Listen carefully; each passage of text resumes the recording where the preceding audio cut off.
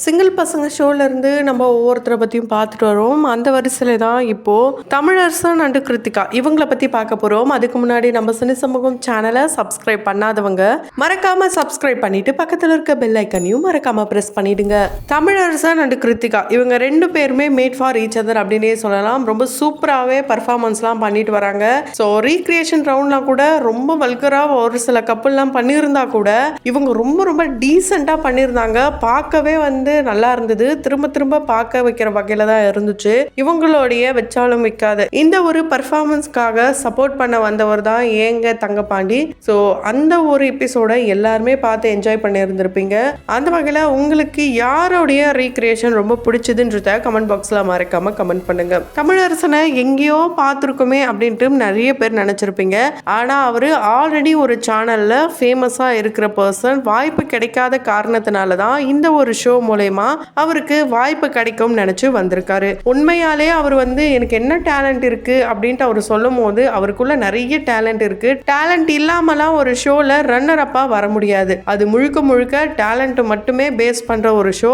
அந்த மாதிரி ஒரு ஷோ மூலமா தான் வெளிவந்து இப்போ பல பிரபலங்களும் ரொம்ப ரொம்ப ஃபேமஸ் ஆயிருக்காங்க. ஆமாங்க, அது வேற எந்த ஷோவும் கிடையாது, KPY தான். ஸோ இவரு தமிழரசனை பொறுத்த வரைக்கும் கிராமத்துல தான் வளர்ந்திருக்காரு.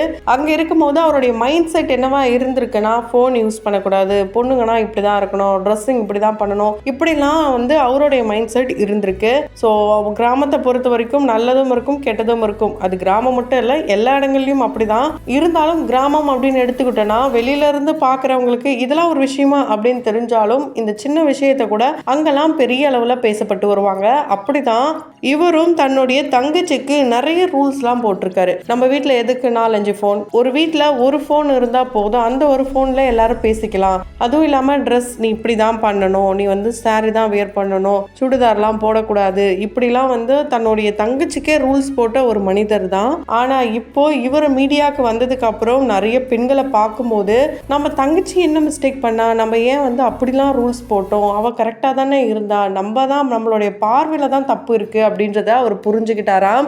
ஏன்னா அந்த ஒரு விஷயத்தை ஏன் இவர் பர்டிகுலராக ரீசெண்ட் டைமில் சொல்லியிருந்தார்னா, அவர் 6 மாத காலம் தன்னுடைய தங்கச்சி ஃபோன் ஒருத்தர்கிட்ட பேசிட்டாராம். அதனால அவருக்கு கிட்ட பேசக்கூடாது இப்படிலாம் சொல்லி தங்கச்சியும் அண்ணனும் பேசாமல் 6 மாதம் இருந்திருக்காங்க.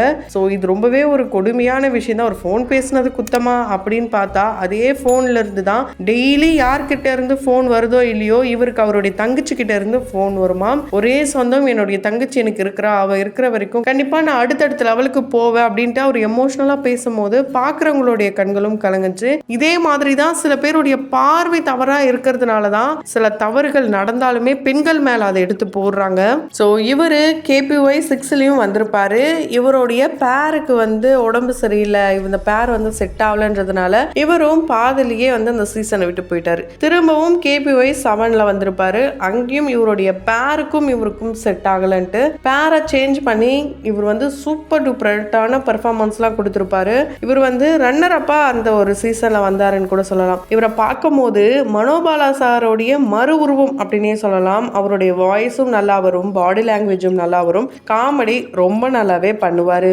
அதுலயும் குறிப்பா முதல்வன் படத்துல ரகுவரன் அவர்களுடைய கெட்டப்ப இவர் போட்டு அதை எந்த அளவுக்கு காமெடியா பண்ண முடியுமோ அந்த அளவுக்கு காமெடி கலந்து நம்ம ரசிக்க வைக்கிற வகையில கொடுத்திருப்பாரு. ஸோ காமெடி மட்டுமே பார்த்து இவருக்குள்ள இப்படி டான்ஸ் ஆடுவாரு, இப்படிலாம் ரியாக்ஷன் கொடுப்பாரு அப்படின்றது இந்த ஒரு ஷோ மூலியமா தான் தெரிஞ்சுக்க முடியுது. ஒவ்வொரு பேரும் ரொம்ப ஹை லெவல்ல வேற லெவல்ல சீன்லாம் எடுத்து பண்ணிட்டு இருக்காங்க. ஆனா இவங்களுடைய அந்த ஒவ்வொரு சீன்ஸா இருக்கட்டும், ஒவ்வொரு ரவுண்ட்லயும் ஒவ்வொரு விதமான வித்தியாசமான ஒரு ரசிக்க வைக்கிற வகையில தான் இவங்களுடைய பர்ஃபார்மன்ஸ் இருக்கும். அந்த வகையில தான் குட்டி ஸ்னேகான் அப்படின்னு அழைக்கப்படுற கீர்த்திகா இவங்க கூட பேர் பண்ணாங்க. ஸோ இவங்களும் ஆல்ரெடி ஒரு ஃபேமஸான பர்சன் தான், மகா நடிகை. ஸோ இந்த ஒரு ஷோ மூலிமா ரொம்ப ரொம்ப ஃபேமஸ் ஆனவங்க. இவங்களுடைய சிரிப்பா இருக்கட்டும், இவங்களுடைய பார்வையா இருக்கட்டும், இவங்களுடைய கண்ணக்குழியா இருக்கட்டும், எல்லாமே ஸ்னேகா அவர்கள் முன்னாடி பர்ஃபார்மன்ஸ் பண்ணும் போது கூட அப்படியே என்ன 2 ஸ்னேகா பர்ஃபார்மன்ஸ் பண்ற மாதிரி இருக்கே இப்படிலாம் கூட நிறைய பேர் சொன்னாங்க. இவங்களுடைய full name Krithika Saminathan. So இவங்க ஆல்ரெடி ஃபேமஸ் ஆயிட்டாங்க. இவரை இன்னும் நல்லா ஃபேமஸ் ஆகணும், சப்போர்ட் பண்ணணும் தான் வந்திருந்தாங்க. ரொம்ப நல்லாவே சப்போர்ட் பண்ணிட்டு வராங்கன்னே சொல்லலாம். அந்த வகையில் இவங்களுக்கு அவர் ஒரு கிஃப்ட் ஒன்று கொடுத்துருப்பாரு. உண்மையாலே ஒவ்வொருத்தரும் விதவிதமான கிஃப்ட்ஸ் கிஃப்ட்ஸ்லாம் கொடுத்துட்டு இருந்தாங்க. அந்த மாதிரி அவருக்கு மனசுல பட்டது ஒரு கிஃப்ட்டை கொடுத்துருப்பாரு. அந்த கிஃப்ட்டை ஓப்பன் பண்ணதுமே இவங்க ரொம்ப எமோஷனலாக இருப்பாங்க. அது என்ன கிஃப்ட்னா, அவங்க அப்பா வந்து இவங்கள பற்றி பாராட்டி பேசுகிற மாதிரி, மைக்கை பிடிச்சு பேசுகிற மாதிரி, கூட இவங்களும் இருக்கிற மாதிரி, ஆடியன்ஸ் இருக்கிற மாதிரியான ஃபோட்டோ ஃப்ரேம் தான் கொடுத்துருப்பாரு. உண்மையாலே இவர் எந்த அளவுக்கு வித்தியாசமான மனிதர் அப்படின்றத அந்த இடத்துல தெரிஞ்சுக்கலாம். ஏன்னா அவர் சொல்லும் போதே ஒவ்வொரு பெற்றவங்களுக்கும் ஒவ்வொரு பிள்ளைகளுக்கும் இருக்கிற ஆசை என்னன்னா, நம்மளுடைய அப்பா அம்மாவை பெருமைப்படுத்தணும், நம்மளுடைய பசங்க நம்மளை பெருமையாக ஆக்கணும், இது போல ஆசைகள் இருக்கும். அதுவும் அந்த மேடையில் ஏற்றி அவங்க பேசுகிற அந்த ஒவ்வொரு வார்த்தையுமே பொக்கிஷம் தான். அதை கொடுக்கணும் அப்படின்றது தான் ஆசை. அதை தான் நான் இவங்களுக்கு இந்த ஃபோட்டோ மூலியமாக கொடுத்துருக்கேன்ட்டு ரொம்ப யதார்த்தமான விஷயத்த சொல்லியிருப்பாரு. இவர் ஃபஸ்ட்டு ரவுண்டில் அந்த செலெக்ஷன் ரவுண்டுக்கு வரும்போதே இவரை வந்து நிறைய பேர் வந்து நல்லா காமெடி பண்ணியிருப்பாங்க. இவருக்கு காமெடியாக பேச தெரியும்ட்டு பெண்களை கடுப்பேற்றுற மாதிரி ஏன் பேசுகிறீங்க அப்படின்ட்டு மணிமேகலை சொன்னதுக்கப்புறம் அங்கே இருக்கிற ஒவ்வொரு பெண்களும் இவர்கிட்ட ஓகே இவர் வந்து பெண்கள்கிட்டயே பேசி பழகினது கிடையாது போல இருக்கே, ஸோ நம்ம தான் வந்து ஒவ்வொரு விஷயத்தையும் சொல்லி தரணும்னு சொல்லி, உங்கள் கண் அழகாக இருக்குது, நீங்கள் உங்கள் மூஞ்சில் ஒரு ஸ்பார்க் இருக்குது, இப்படிலாம் வந்து சொல்லி இவரை ரொம்பவே வந்து சந்தோஷப்படுத்தியிருப்பாங்க. அதை பார்த்துட்டு நமக்குள்ளே இப்படிலாம் ஒரு முகம் இருக்கா, நம்ம கனவுகளை கண்டது எல்லாமே நிஜத்தில் நடக்குதேன்ட்டு இவர் ரொம்ப நல்லா காமெடியாகவும் அதையும் சொல்லியிருப்பாரு.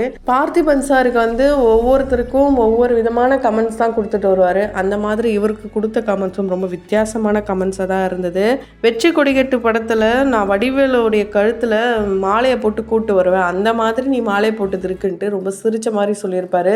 ஸோ என்னதான் ஒரு காமெடியான ஃபன்னான பர்சனாக இருந்தாலும் அவருடைய வாழ்க்கையிலும் நிறைய வலி வேதனைகள் எல்லாமே தான் இருந்திருக்கு. இவர் ரொம்ப ஈஸியாக இந்த ஒரு ஸ்டேஜுக்கு வரல, வாய்ப்பு கிடைக்கல அப்படின்ட்டு தான் இவர் வந்து வந்திருக்காரு.